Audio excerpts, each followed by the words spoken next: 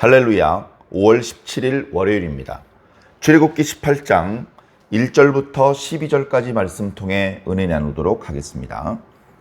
모세의 장인이며 미디안 제사장인 이드로가 하나님이 모세에게와 자기 백성 이스라엘에게 하신 일, 곧 여호와께서 이스라엘을 애굽에서 인도하여 내신 모든 일을 들으니라.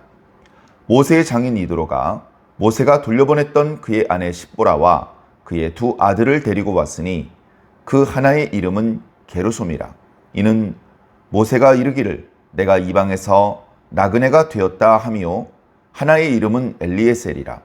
이는 내 아버지의 하나님이 나를 도우사 바로의 칼에서 구원하셨다 함이더라. 모세의 장인 이도로가 모세의 아들들과 그의 아내와 더불어 광야에 들어와 모세에게 이르니 곧 모세가 하나님의 산에 진친 곳이라. 그가 모세에게 말을 전하되 네 장인 나 이드로가 네 아내와 그와 함께한 그의 두 아들과 더불어 네게 왔노라. 모세가 나가서 그의 장인을 맞아 절하고 그에게 입맞추고 그들이 서로 문안하고 함께 장막에 들어가서 모세가 여호와께서 이스라엘을 위하여 바로와 애굽 사람에게 행하신 모든 일과 길에서 그들이 당한 모든 고난과 여호와께서 그들을 구원하신 일을 다 그 장인에게 말하매 이드로가 여호와께서 이스라엘에게 큰 은혜를 베푸사 애굽 사람의 손에서 구원하심을 기뻐하여 이드로가 이르되 여호와를 찬송하리로다. 너희를 애굽 사람의 손에서와 바로의 손에서 건져내시고 백성을 애굽 사람의 손 아래에서 건지셨도다. 이제 내가 알았도다. 여호와는 모든 신보다 크심으로 이스라엘에게 교만하게 행하는 그들을 이기셨도다 하고 모세의 장인 이드로가 번제물과 희생 제물들을 하나님께 가져오매 아론과 이스라엘 모든 장로가 와서 모세의 장인과 함께 하나님 앞에서 떡을 먹으니라. 아멘.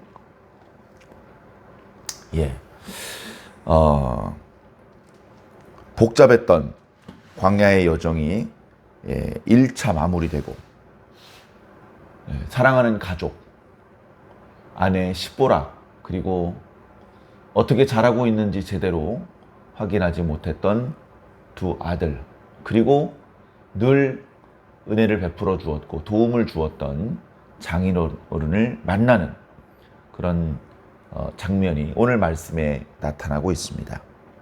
물론 이스라엘의 광야 여정이 다 끝난 것은 아니죠. 물론 이때는 이스라엘의 광야 여정이 40년씩이나 길어질 것이라고는 예상하지 못했을 것입니다. 그러나 어찌되었건 지금 이스라엘 백성들이 애굽에서 나왔고 홍해를 건넜고 그리고 이후에 시내산에서 하나님을 만나 하나님과 언약을 체결하기까지의 여정이 이제 마무리되고 있습니다. 우리가 지난 시간에 말씀을 드렸던 것처럼 홍해를 지난 이후에 마라를 지났죠. 물이 없어서 고생을 하다가 물을 찾기는 했는데 쓴 물이라서 그것을 마실 수 없게 되자 모세를 원망했던 일이 있습니다. 그 쓴 물을 단물로 바꾸셔서 그들이 위기를 넘어가게 도와주셨고요. 그리고 그 다음에 엘림이라는 곳에서는 종려나무 가지도 있고 또 물샘도 여러 군데 있어서 거기서 쉬고 다시 전열을 정비할 수 있었습니다. 그 다음에 이제 들어갔던 신광야, 거기서는 이제 양식이 없어서 백성들이 크게 원망을 했었고요. 하나님께서 외출하기와 만나를 통해 그들에게 은혜를 베풀어 주셨죠. 만나와 관련된 규례, 안식일과 관련된 규례를 그때 처음으로 주셨습니다. 그래 신광야를 지나 이제 르비딤에 나왔는데 이번에는 또다시 물이 없으므로 백성들이 원망을 하는데 점점 그 원망의 수위가, 그 강도가 심해져서 이제는 모세와 다투고 하나님을 시험하는 지경에 이르렀습니다. 그럼에도 불구하고 하나님께서 인내하시고 또다시 자비를 베푸셔서 그들을 야단치지 않으시고 그들에게 필요한 물을 충분히 공급해 주셨습니다. 그뿐 아니라 아말렉이라고 하는 산적이나 다름없는 그런 족속이 쳐들어왔을 때 눈에 보이기에는 여호수아가 싸웠고 눈에 보이기에는 모세가 손을 들고 있었지만 그러나 보이지 않게 실질적으로는 하나님께서 이스라엘 백성들을 대신하여 싸워 주셨습니다. 그런 우여곡절을 다 지내고 이제 잠시 이스라엘 진영에 평화가 찾아왔습니다. 조용해진 것이죠. 양식도 계속해서 하나님께서 만나를 주셨고 물도 그 무리바 마사의 물이 계속해서 이스라엘 백성들에게 제공이 되어서 그들이 당장은 큰 불평이 없었습니다. 그러던 상황에 이제 이드로가 온 것이죠. 말씀을 자세히 보니까 1절에 보니까 이드로가 이미 소문으로 하나님께서 이스라엘 백성들을 위해서 어떤 일들을 하셨는지 들었습니다. 아, 우리 사위가 자기 백성들을 잘 인도하고 있구나. 우리 사위의 민족의 하나님께서 자기 민족을, 자기 백성들을 제대로 구원해 내셨구나. 이런 상황이라면 이제 안심하고 그의 아내와 그의 두 아들을 다시 돌려보내도 되겠구나. 그런 생각을 하면서 멀리서 출발을 했습니다. 그 정확한 위치, 지금 현재 이스라엘 백성들이 장막을 친 곳, 그리고 기존에 이드로가 살고 있던 곳, 그 정확한 위치를 말씀드리기는 어렵습니다만 상당히 먼 거리를 걸어서 그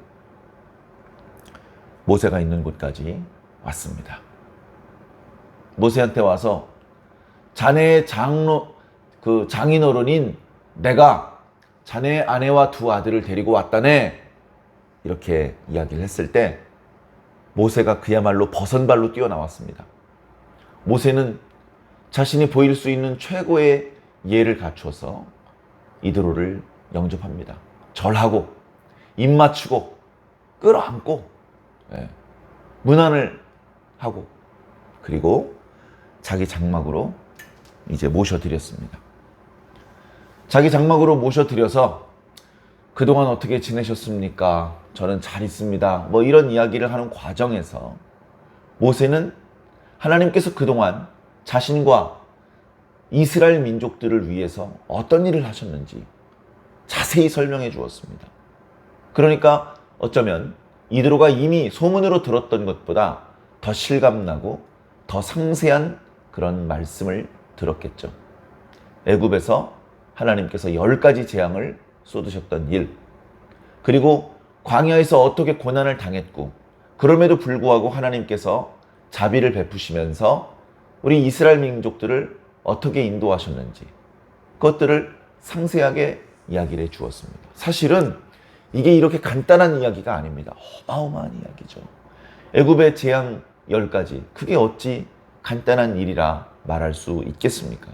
그리고 광야에서 만나와 메추라기, 불기둥과 구름기둥, 아말렉과 싸워서 이긴 이야기, 홍해가 갈라진 이야기, 반석에서 물이 터진 이야기, 그 무엇 하나 간단한 이야기, 그저 있을 수도 있는 이야기이겠습니까?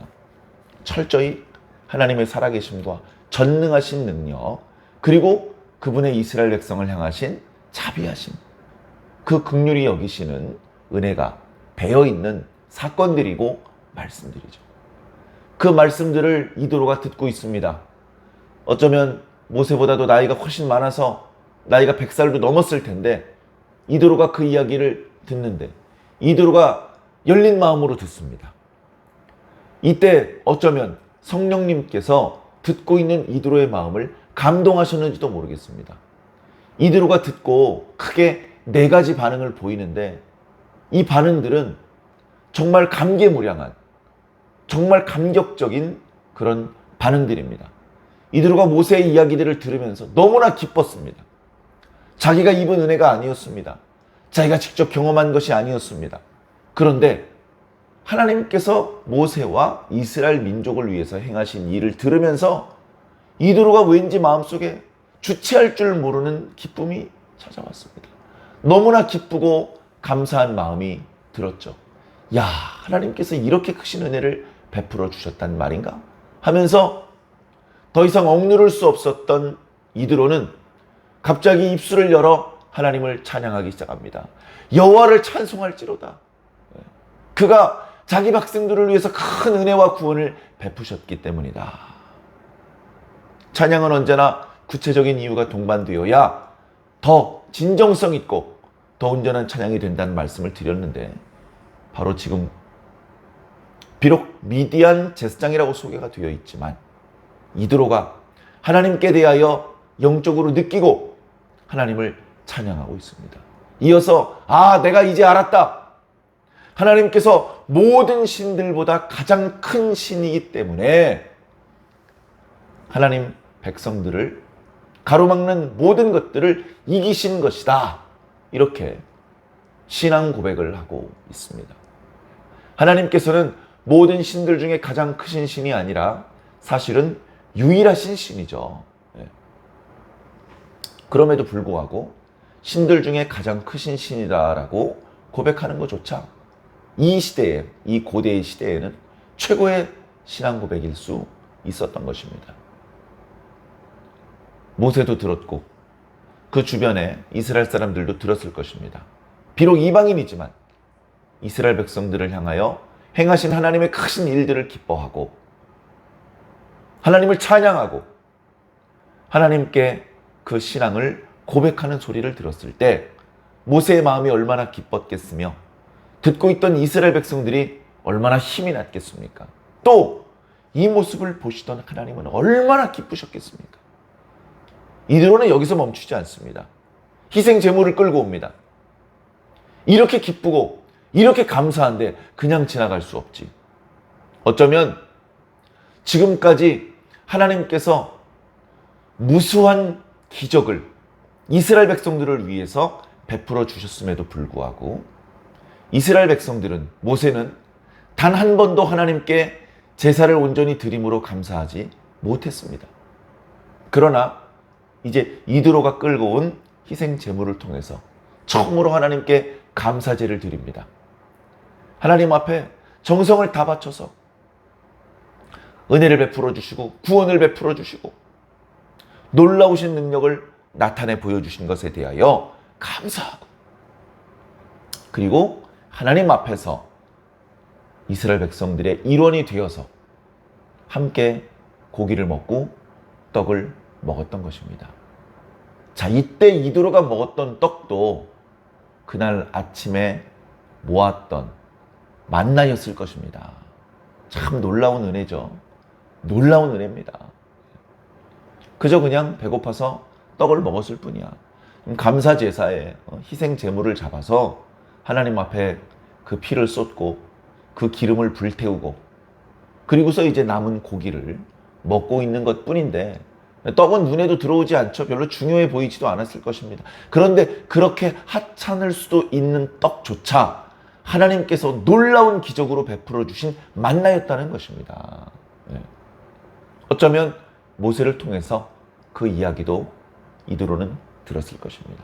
그러니까 그냥 평범한 일들 사이에 하나님께서 행해 주신 놀라우신 기적적인 일이 하나 박혀 있는 게 아니고 전부 다 하나님께서 해주신 일이라는 겁니다. 모든 것이 하나님께서 하신 능력이고 하나님께서 베푸신 은혜고 자비고 사랑이라는 것입니다. 그것을 깨달을 수 있는 사람은 많지 않습니다. 그것을 알아챌 수 있는 사람은 그렇게 많지 않습니다. 그것을 알아챌 수 있는 사람은 감사할 수 있고 그것을 깨달을 수 있는 사람은 무릎을 꿇을 수 있겠죠. 지금 이드로가 짧은 시간 동안에 모세를 통해서 지금까지 있었던 이야기를 듣는 과정에서 순간적으로 감동이 되고 순간적으로 큰 깨달음을 얻었습니다. 이 모든 것들이 하나님의 능력이고 이 모든 것들이 하나님의 은혜라는 것을 뼈저리게 깨닫고 이스라엘 백성들조차도 하지 못했던 감사를, 찬양을, 고백을 하나님 앞에 드리고 있는 것이죠. 이제 계속해서 이스라엘 백성들은 이렇게 자신들을 통해서 나타나셨던 하나님의 역사들을 통해서 그것을 직접 경험하지는 못했을지라도 그 주변 사람들에게 그 사실을 알리고 그 주변 사람들도 그 전능하신 하나님 앞에 나와서 경배를 드리고 찬양을 드리고 고백을 드리고 제사를 드리도록 그렇게 만들어야 합니다. 이스라엘 백성들의 모습을 통해서 이방인들이 하나님을 찬양하고 하나님 백성의 일원이 되는 놀라운 이 장면들은 어쩌면 하나님께서 바라셨던 가장 모범적인 모습이었는지도 모릅니다. 우리가 계속해서 묵상하게 될 19장의 말씀을 보면 하나님께서 이스라엘 백성들을 당신께서 구원하실 마지막 백성이라고 생각하지 않으시고 당신께서 구원하실 첫 백성, 그러니까 이스라엘 백성들을 먼저 구원하시고 그들을 당신의 제사장으로 삼으시고 그들을 통해서 당신의 법도를 온 천하에 알리시며 그들을 통해서 천하 만민의 많은 족속과 백성들이 하나님께 와서 하나님의 뜻을 깨닫고 하나님 앞에 경배를 드리게 만드시는 그런 큰 그림을 하나님께서 그리셨고 그 대표적인 모범적인 사례라고 말씀을 드릴 수 있을 것 같습니다. 우리 하나님의 백성들은 이렇게 살아야 됩니다. 우리 하나님의 백성들은 하나님의 은혜 가운데 살아야 됩니다. 하나님의 도와주시는 은혜를 입으면서 살아야 됩니다. 하나님께서 공급하시는 것을 먹고 입고 살아야 됩니다. 그렇게 하나님께서 살아계시고 지금도 여전히 하나님의 백성들을 돕고 계시며 필요한 것들을 공급하고 계시고 그들의 기도를 듣고 계시다는 사실을 그 주변에 알리면서 살아야 됩니다. 알리면서 사는 것이 중요합니다. 그러나 어렵습니다. 그러나 그것을 알리기만 하여도 그 소식을 들었던 자들은 스스로 무릎을 꿇게 될 것입니다. 물론 하나님께서 자기 백성들에게 은혜 베푸신 사실을 전에 들었던 모든 사람이 빠짐없이 하나님 앞에 무릎을 꿇게 되는 것은 아닐 것입니다. 구원은 모든 사람들의 것이 아닙니다. 그러나 여보시오, 하나님은 크고 강하신 분이시니 하나님 앞에 무릎을 꿇으시오, 이런 말을 하지 않아도 그저 하나님께서 지금 현재 하나님의 백성들에게 베풀어 주고 계신 그 은혜와 구원의 소식만 전해 주어도 그들은 스스로 하나님 앞에 무릎을 꿇고 하나님을 찬양하고 하나님께 고백하고 하나님께 경배를 드리게 될 것이라는 말씀이죠. 전도는 우리가 하는 것이 아닙니다.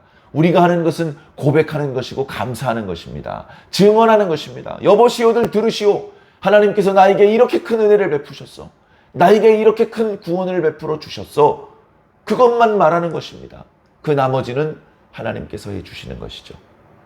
그래서 우리 주변에도 이드로처럼 스스로 소문을 듣고 하나님의 백성이 있는 곳으로 나오고 하나님께서 하셨던 일을 듣고 스스로 하나님을 찬양하고 하나님께 고백을 드리고 하나님께 경배를 드리는 그런 놀랍고 아름다운 역사들이 자주 나타나게 되기를 간절히 소망해 봅니다. 우리의 소망이고 하나님의 소망이고 그로 인해서 하나님께 돌아오는 자의 복이지 않겠습니까? 그렇게 하나님의 구원이 흘러넘치고 하나님의 은혜가 전파되는 줄로 믿습니다. 아직 최후의 심판이 도래하기 전에, 아직 하나님께서 임재하시며 모든 역사를 종결 지으시기 전에 우리들은 어쩌면 이 땅에 있는 동안에 하나님의 백성으로서 그렇게 하나님께서 우리들에게 베풀어 주신 선한 일들에 대하여 알리며 하나님의 이름을 드높이는 그런 일에 성실해야 될 줄로 믿습니다. 오늘부터 또 새로운 일상의 첫날입니다. 이번 주 한 주간도 하나님과 동행하시기를 바랍니다. 하나님의 말씀을 묵상하면서 이번 한 주간을 보내시기를 바랍니다. 하나님과 동행하시고 또 하나님의 뜻대로 사시기를 바랍니다. 더 나아가서 오늘 말씀을 통해서 우리가 들었던 것처럼 하나님께서 우리를 위하여 행하셨던 일들을 주변에 지혜롭게 잘 알리시기를 바랍니다. 그로 인해서 많은 사람들이 옳은 대로 돌아오게 될 수 있는 축복의 한 주간이 될 수 있기를 예수님 이름으로 간절히 축원합니다. 아멘.